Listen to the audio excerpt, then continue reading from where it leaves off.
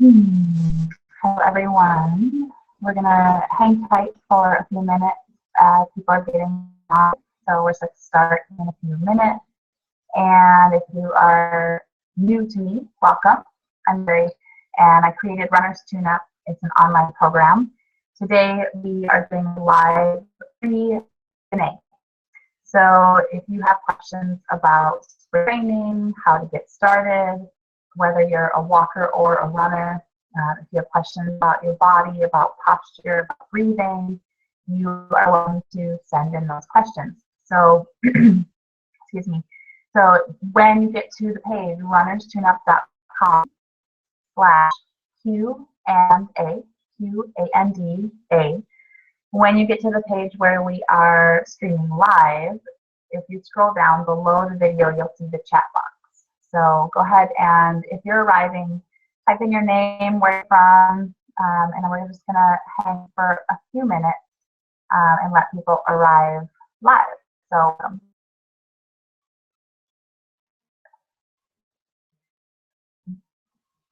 welcome. Like I have one other person on with us.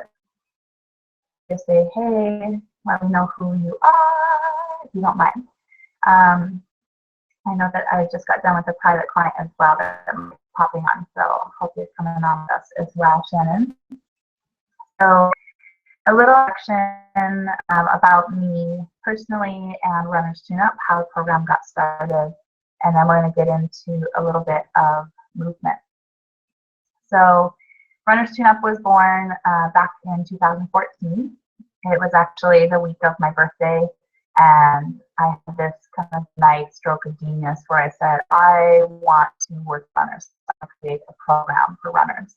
I've been in the fitness industry, another fitness movement, dance, exercise for over 15 years. And a couple of years ago, I was getting really intrigued in training. Had switched from road running to trail running, from half marathons to trail marathons, and really loved what I was studying in my own physical body and in my mind. Like corrective exercise and strength training, cross training, how to design a training plan that worked for me, all the way down to like the nitty-gritty details with imagery, and using the Franklin method helped me run as efficiently as possible, especially when I was looking at speed or pace, which I generally tend to be steadfast runner, not necessarily a fast runner. So being able to pursue some new goals with imagery was really awesome for me. So I wanted to share that with others, especially because I found and still find that there are two camps with running, right? There's a group of people that are diehards and they love it. They train religiously. They feel like running has them. And I have definitely been there in that feeling. And then there's also this other camp of people that hate it. They don't like it. They've heard it's bad for them. They were told by their doctors not to run. It's bad for your knees. It's going to wreck you. It's bad for your body. Don't run. So whether you love running or you dislike running, whether you actively run right now or you're a walker, work with the whole gamut, the whole variety of people. I'm just refreshing from my chat here. So if you're coming on, welcome. So bottom line, our mind and our body is powerful.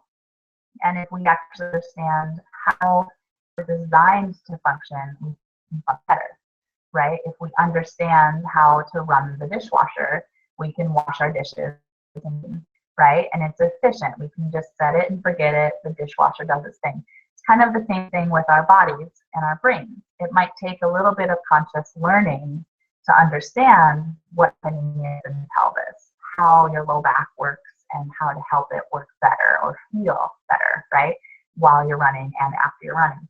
But once you go through that learning curve, my goal through Runners Tune Up, and I work with clients one-on-one, my goal is to help you automate that learning into embodiment, right, where you then don't have to consciously think about learning.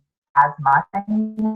Your body has remembered that healthy function. So that might bring up a question, how to get function? Why don't we just know how to run? We're human. And unfortunately, many of us sit at a computer, sit at work 8, 10, 12 hours a day. If you have any mute where you're driving to work, you can magnify the hours from your workday with your commute on top of it, plus sitting on our bum watching television at night or whatever it might be, right? So a lot of us are generally very sedentary lifestyles and then going out for a run. It's great to get out and move, but sometimes those postural day-to-day stress that kind of accumulates in our mind and body and muscles and posture and breathing, that comes with us when we go out for a run, unless we're constantly doing it, right? We get better at what we practice. That's one of the things we say in the Franklin method. So we get better at what we practice, which means paying attention to train is really important. I'm just going to pause for a second and welcome whoever is here in the chat. Please let me know. Scroll down to the chat tango, the blue chat box. Know where you're listening from, your name. Give it a second here.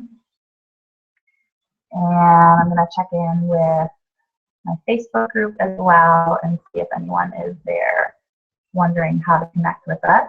So thank you for your patience and hanging tight. If you are listening,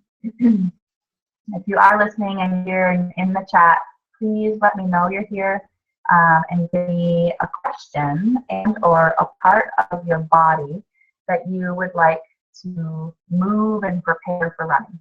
Okay, so it could be your lower back, could be your hips, could be your shoulders. So feel free to pop in with a question. Okay, so this looks fine. So we've got 4 people on. Welcome, welcome. So refresh the page again. Please do pop in. Let us know where you're from and your name. Chat, if not audio or video, all you have to do is type in. You can do that anonymously if you prefer. Okay, good. Awesome.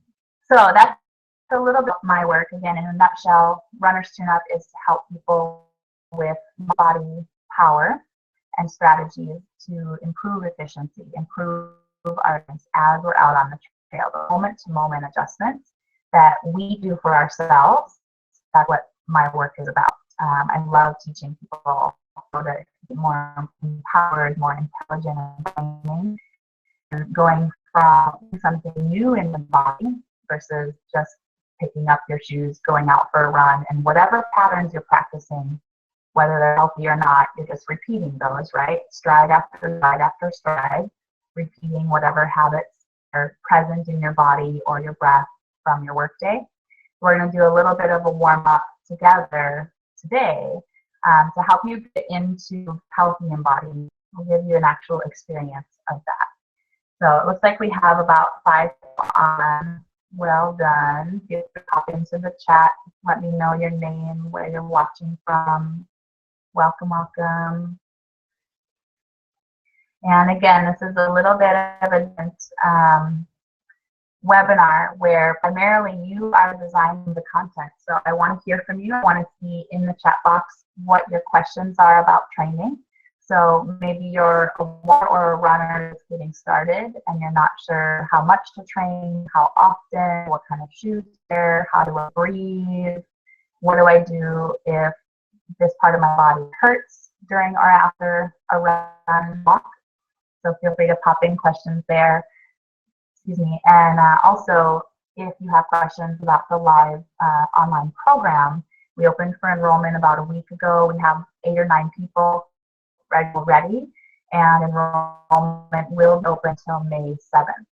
However, today and tomorrow are the last 2 days for early bird savings. So that's part of why we're doing live Q&A today. We're going to give you some warm-up techniques to get moving and grooving here so you experience some healthy change in your own body right now. Then we'll go through whatever questions accumulated in the Q&A box. So again, you can pop those in now. Give me a little detail and background about yourself, your training, and what your question is so that I can answer it and get you some free support today. And then we'll talk a little bit about any questions related to the program and help you get registered and signed up if you choose to do so. So with that, participate along with me. Come on up to standing. I'm going to move my feet out of the way. And if you do have a question that you want answered, feel free to skip out on a little bit of this warm and practice and down that question. Okay, give it to me in the chat box below the video. Okay. So before we do something in the body, let's take a moment to just be with ourselves, right? Let's notice what we notice in our own physical body. So to clarify, what I mean by that is focusing on body sensations, things like how your posture feels, joints, sensation, and tension that you might be aware of. How does your body feel? And what I don't mean is doing something about it, right? There's no need to fix or adjust or fix your pants or move the body or think about what you should be doing in the body. Let all of that thinking drop away for a second. And let's take a good 20 to 30 seconds to sense and feel what sensation do I notice right now. Okay? So let's try this again.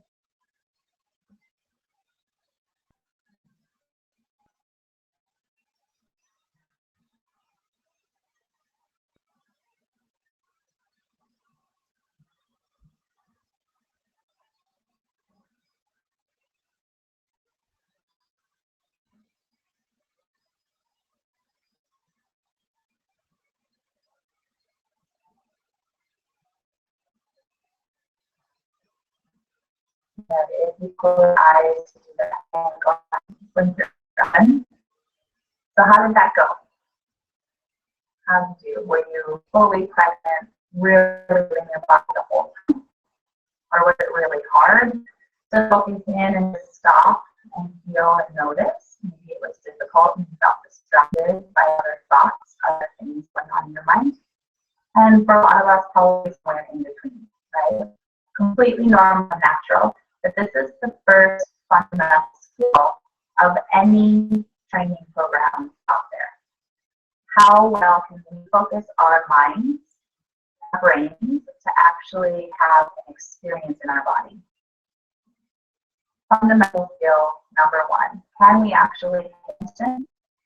And can we clearly perceive what's going on within our physical body? And that skill of observing physical sensation into that detail of the science that it is actual of why we want to take that moment to see what we're starting with before then we continue on. Okay? So I do see that we've got a few people in the chat still. So again, feel free to pop in your name. If for some reason you're not seeing the video, I'm just going to pop in and give you a couple tips here.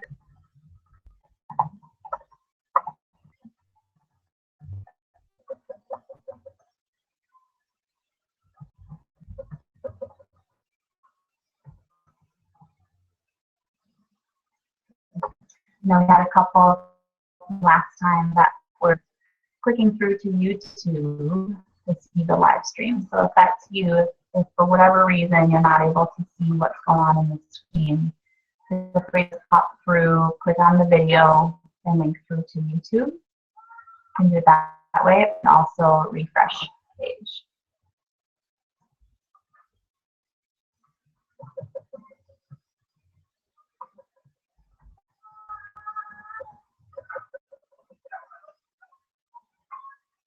Okay. All right, so we've checked in with our body. We want to actually start with awareness, right? So I'm going to assume maybe that some of us felt either the shoulder area or the lower back area. Okay, those are pretty common areas of the body that when I do a workshop or webinar or class, they usually come up. So we'll start there. Okay. So bring your hands to the low back, just above the pelvis, the curve of your low back. Take a little bend of the legs, get comfortable and grounded. And I want you to bring your mind right under your hands into the lumbar spine and move from the lower spine. Let your back curl into your hands, and then your hands can fill that space of the low back stretching. So maybe you're imagining the muscles slide apart, slide together, sliding apart, sliding together. You might feel how your tail moves, your pelvis kind of curls under as you spread your low back. And then swing the tail back, let it slide together. Feel that strength under your neck. Big deep breath in and out through the nose.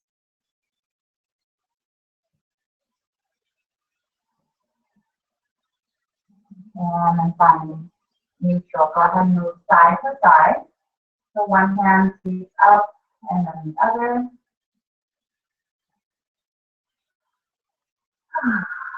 Imagine sliding those muscles apart on one side, like fanning open the ribs. And give a little twist while you tap your lower back. And then tap down into the hips. And get back as you brush down.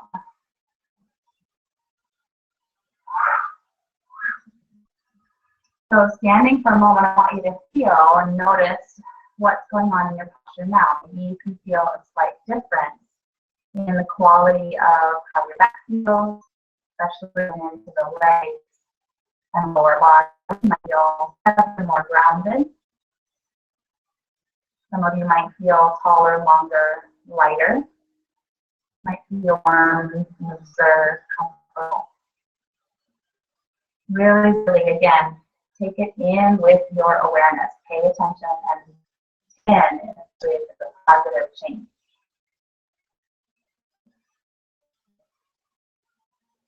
Good.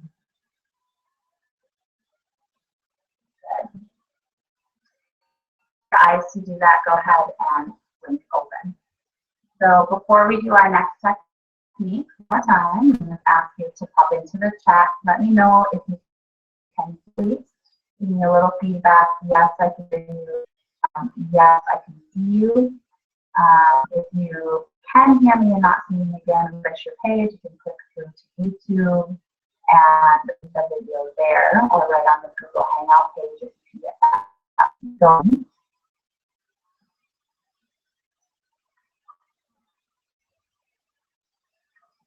Okay. And I hope if you were participating along with the lower back sit, hopefully your back feels great in the moment. So enjoy that. Let's continue on with a chest practice. So we're going to touch one side of the chest, lean to that side, like the arm is getting really heavy. And I want you to grab the armpit. It sounds a little silly, but go with it for me. Grab the front of the armpit and you're going to squeeze it as you swing forward. Release as you swing back. So squeeze, let go, squeeze, let go. I'm giving a little pump with my hand. Having my hand a little longer, hanging out by my side.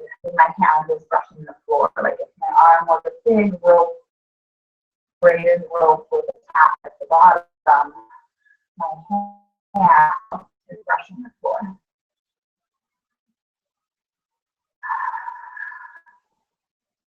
Okay, 3, 2, 1. All the way up. Sneak down, up and over and away from the side. And brush down to the sternum.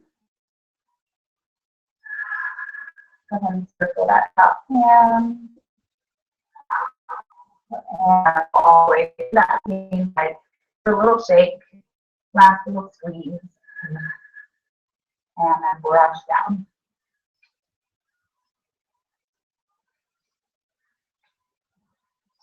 Good. Take a moment.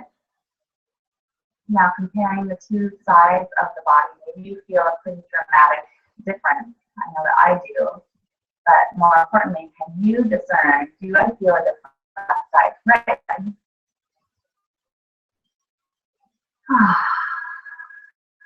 Again, across my chest.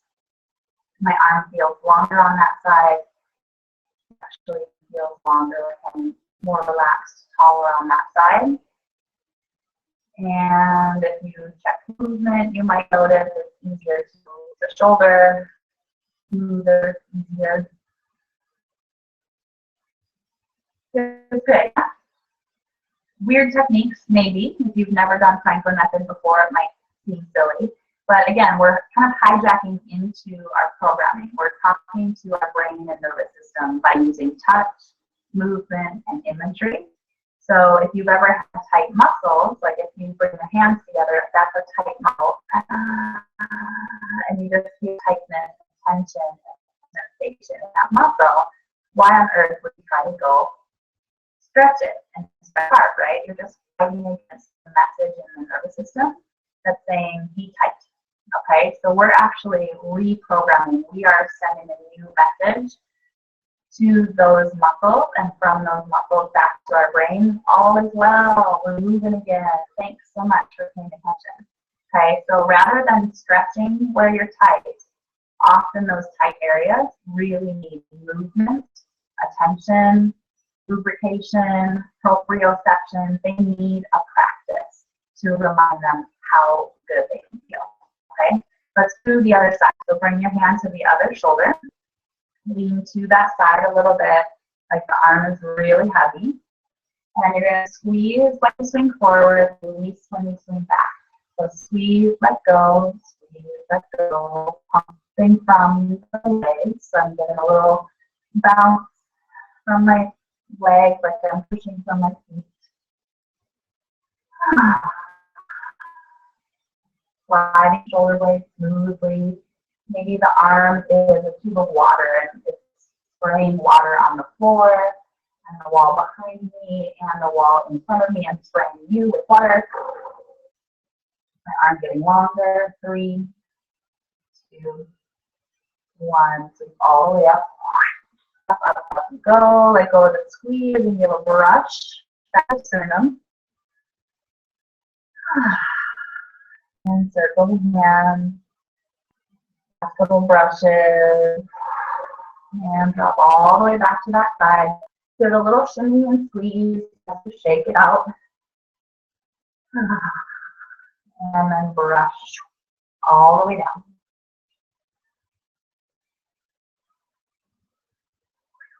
Good. So again, check in, notice, pay attention. Do I feel a difference? Yes, no, start there. And if you can, the difference, especially if it's useful, if you feel more relaxed, if you feel more grounded, if you feel taller, more open, looser, smoother movement in the shoulders, those are all really positive things. Take them in for a moment, enjoy them. Excellent. Good. So with that, we're going to get into a little bit of our question and answer time. So again, if you are here, especially if you've just joined us, welcome. Feel free to pop into the chat. Let me know if you'd like, or enter a big question. What do you need to know about walking and running so that you can train smarter, move more efficiently, better results, recover faster, all of those awesome things? How can I support you? Okay, so I'm going to give it a few minutes, get into the chat and give me your question. And I'm going to start with a question that I got on the Facebook group. 1 second while I bring that up. And it's about one of my favorite topics ever, which is bowel movements. So I'm going to bring up the question so I can read it for you.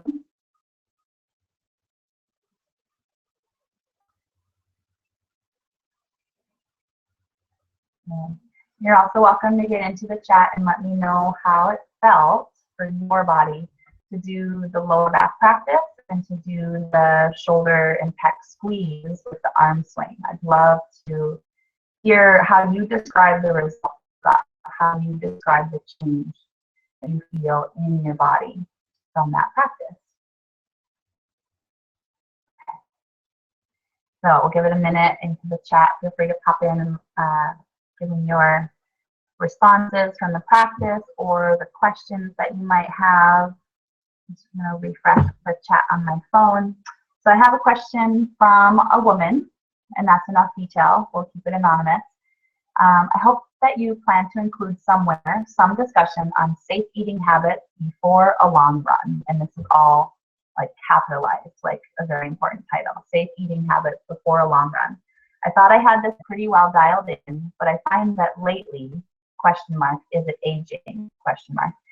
I find that lately I pretty much need to make sure there are facilities available, anything lasting more than 30 minutes. The balance between the timing of nutritional intake and then the need to eliminate is not in for me right now. I need to experiment some more, yes, but beyond the low fiber and watching glycemic index of items, I am a bit bewildered. Thanks. So a few things come to mind with this. When I look at the last part of your question, and you say low fiber and watching glycemic index. So if those of you watching are not familiar, glycemic index is basically how does a certain food affect your blood sugar. And for some people, sugars have an interesting effect on our need for elimination. Okay, so you can experiment with that in your own mind. And things like coffee, especially like latte, if it's got a lot of dairy or syrups or sugar or whatever. Some runners I know love their coffee drinks in the morning before they go.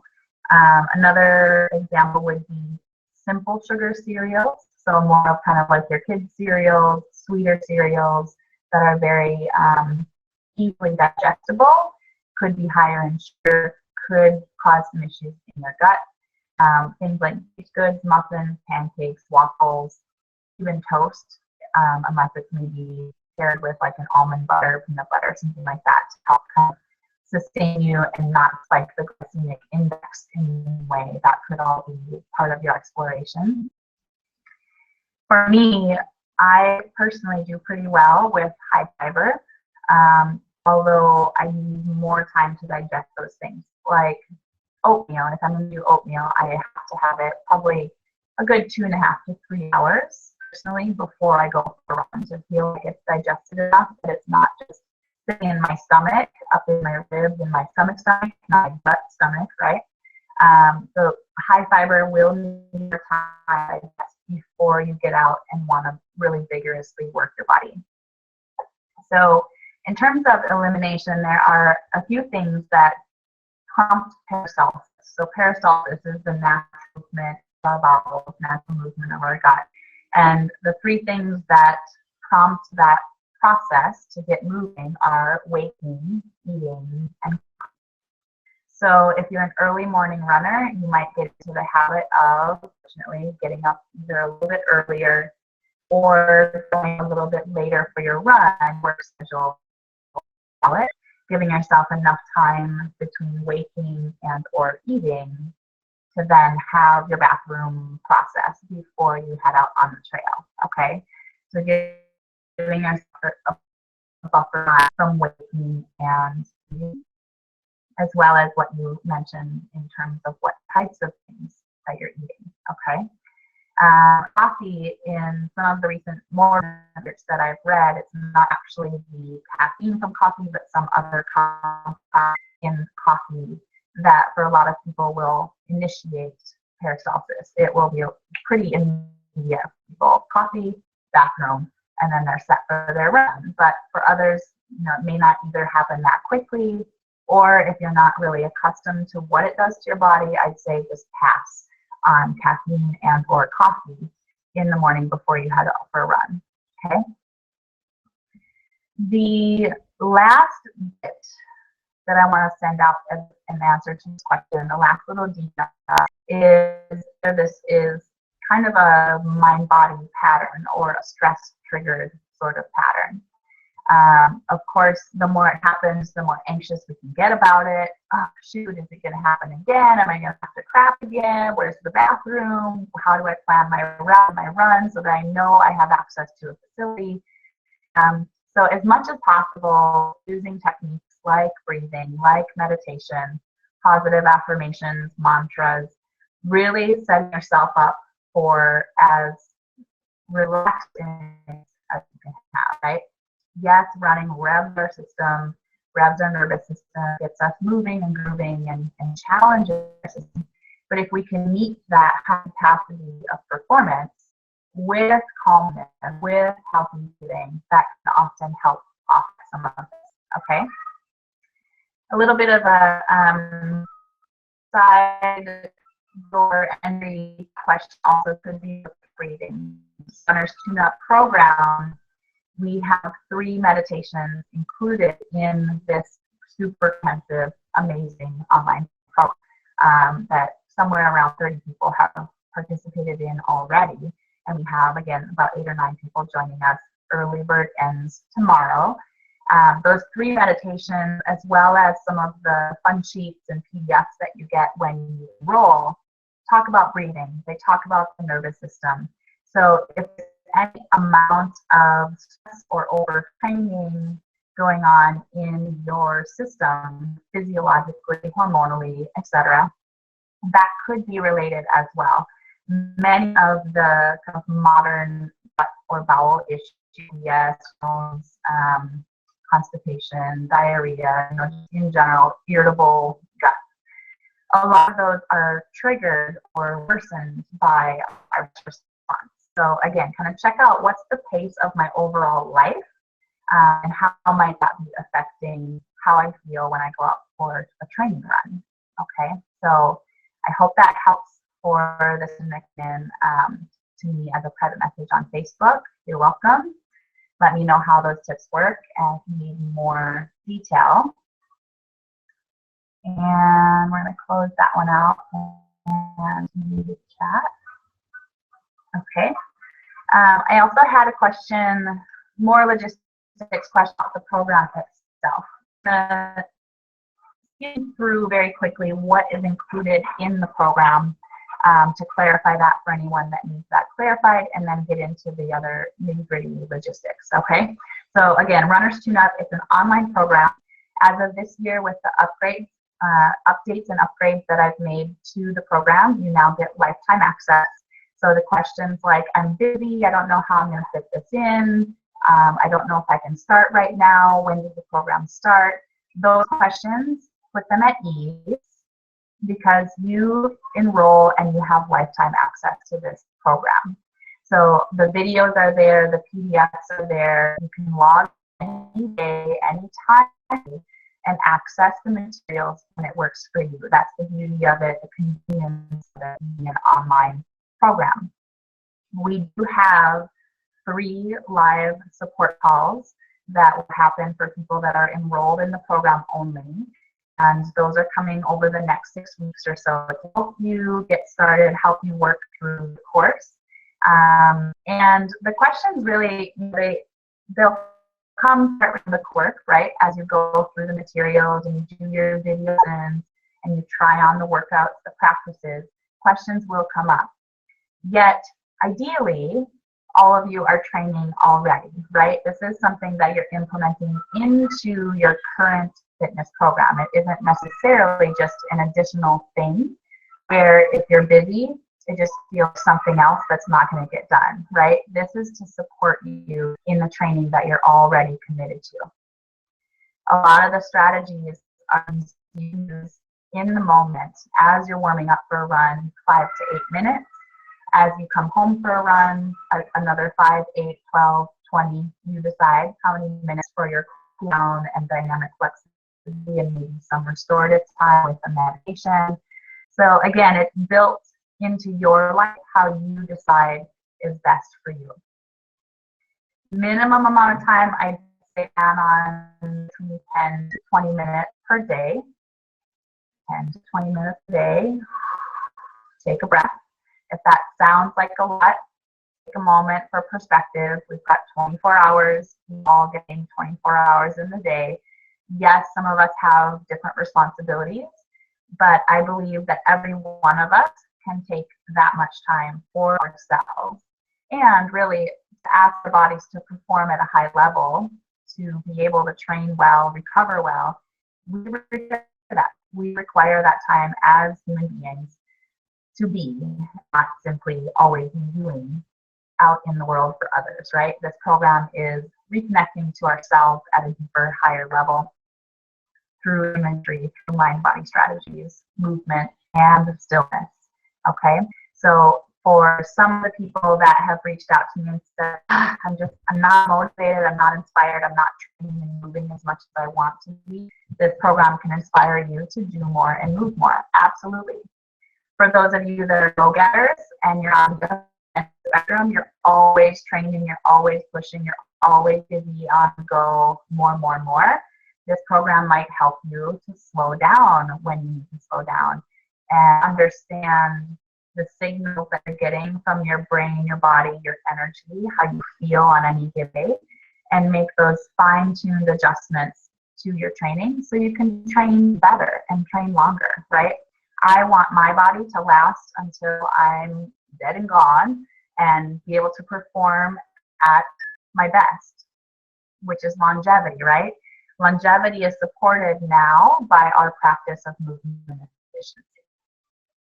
Supported now by embodiment, attention, practice, okay? So that efficiency is not just about how you're training right now, but it's also that longevity aspect of how am I gonna train in a way that allows me to train hopefully for the rest of my life, and my joints are happy, my mind and emotions aren't burnt out from training, but I understand how to cycle through different phases and keep myself going. Really sustainable practice, okay? There was another question, program 4, rather bringing up the email for this, but I got an email this weekend from someone who said, well, I'm a walker, I don't have intentions to run. How do I know that this program is going to help me? And I answered kind of on behalf of past participants and other people who have taken the program as walkers have these testimonies. Here you are, please read. So other people have taken this program with no intention of running now or in the future.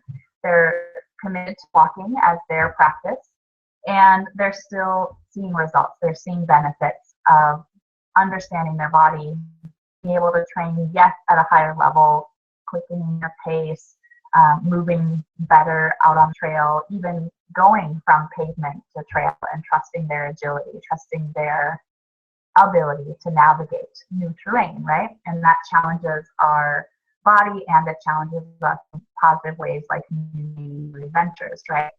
So if you're a walker, you're welcome to come in and take Runner's Tune-Up. My last question is from a friend who said, I love the idea that I'm moving right now. I don't think I can start right away. When does the program start? And again, even though enrollment is right now, and yes, you can start immediately. So as soon as you sign up and get through the whole quick process of like PayPal and getting your username, you can dive in today. You can get started pretty immediately once you enroll, but you don't have to. With that lifetime access of this online program, you can work on it now, you can work on it next month, you could go through the entire thing start to finish and then do the entire program again in the fall when you're prepping for your next race. You can dive back into it at the holidays. Continue to train through the winter. There are all kinds of ways that you can apply the program, bring it into your life, and see the benefits year round. So repeat after me. There's no such thing as overwhelm. I have enough time. If I'm feeling committed or called to make a commitment to myself, to my fitness, I know that, right? So if you're feeling called, trust it. I'd love to work with you and see you in the Facebook group, see you on the live calls, which are only for people registered for the program. And if you do have other questions, please do reach out to me. You can find me on Facebook, Sherry Dostal Ryba, R-Y-B-A. You can also find me at my main website, sherrydostal.com. Click through to the contact page, send me questions. You can also check out the program page at runnerstuneup.com/program. And that shows you all of the goodies that you get with the program when you enroll. And remember that early bird registration expires at midnight Wednesday. So midnight Wednesday, April 27th. Get in now. You save $100 if signing up now with early bird, and you get an extra group support call versus signing up later at a higher investment with that little bit less support. Okay. So early bird is the best package, best savings. I would love to meet you, and I'll see you soon. So for today, we're going to wrap up our call. Take a moment if you're sitting and put your feet on the floor. Get your butt in your chair, feel grounded. Let your shoulders relax and check in and notice physical sensation. I'm here, breathing in. And I'm here, breathing out. Letting your breaths feel smooth, comfortable, and complete. I have plenty of time to exhale fully.